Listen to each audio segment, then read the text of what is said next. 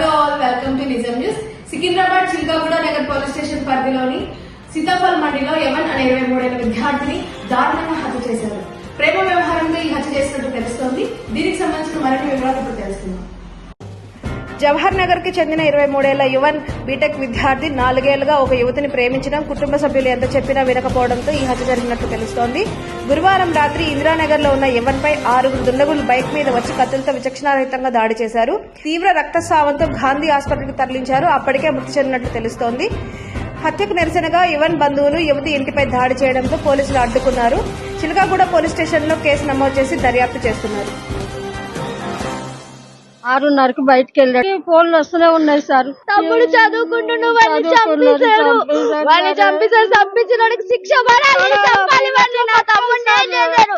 నా తమ్ముడిని అన్యాయంగా చేశారు. అల్లారు ముద్దుగా పెంచుకున్నాం మా తమ్ముడిని, చదువుకుంటున్న పిల్లల్ని. అన్నం తిని అన్నారు సార్. 5 నిమిషాలు వెళ్ళాడు.